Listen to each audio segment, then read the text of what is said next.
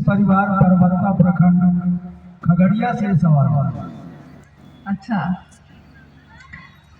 जिज्ञासा आपने सुनी है, शिव के शिष्यों में ये बिखराव क्यों है? जिज्ञासा ये है। और कैसे पुनः प्रेम होगा? तो पहली बात तो ये है कि प्रेम एक बार हो जाए तो वो मरता ही नहीं है। आपने सुना होगा कि अभी मंडल सर जब आए थे तो वो कह रहे थे कि सुबह सुबह हम लोग के कमरे में जो बात हो रही थी तो उन्होंने कहा प्यार अंधा होता है। तो मैंने कहा कि प्यार, पूरी बात उन्होंने बताई नहीं आपको। मैंने उनको कहा प्यार अंधा तो होता है सर, लेकिन प्यार अंधा होता है, प्यार होता है वो अगर तो आंख भी बंद कर लेना तो प्यार का परिणाम हमेशा अच्छा होता है। लेकिन प्यार का भ्रम जो होता है, प्यार है नहीं भ्रम हो गया है आपको, उसका परिणाम इधर उधर हो सकता है। तो शिव की सत्यता में प्रेम खत्म हुआ ही नहीं है तो उसको फिर से लाया कैसे जाए? जो खत्म होगा उसको न लाया जाएगा। शिव शिष्यों में बिखराव, शिव की शिष्यता सबको एक करने की विधा है, बिखरने की नहीं।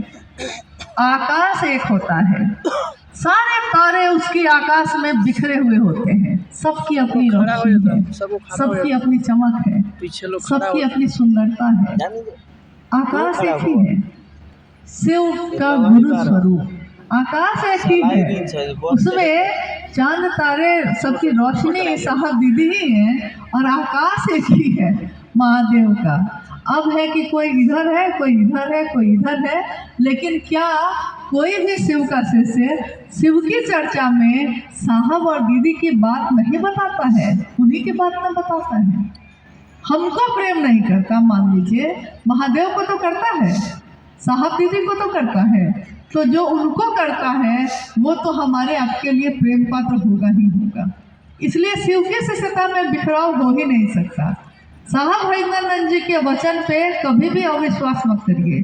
उन्होंने कहा था पटना 4A/60 के छत पे शाम की चर्चा चल रही थी।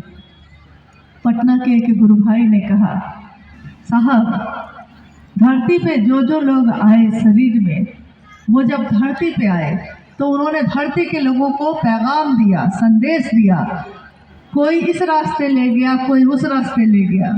जब तक वो शरीर में रहे तो सब एक बन के रहे, लेकिन जब वो शरीर से मुक्त हो गए तो 2 भाग या 3 भाग या 4 भाग में हो गए। तो उन्होंने पूछा साहब से कि क्या शिव की शिष्यता में भी ऐसा होगा? साहब हरिंदर जी ने उस दिन कहा कि शिव की शिष्यता में इसका उल्टा होगा।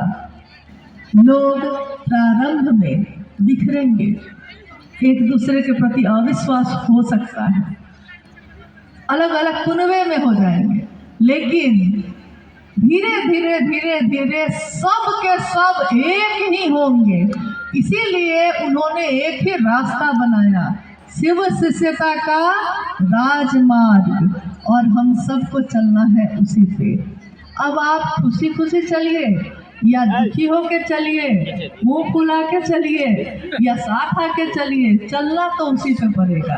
रास्ता दूसरा है ही नहीं तो आप चलिएगा कहाँ? शिव शिष्यता का राजमार्ग ही सबके चलने के लिए एकमात्र जगह है और मंजिल है भगवान शिव स्वयं।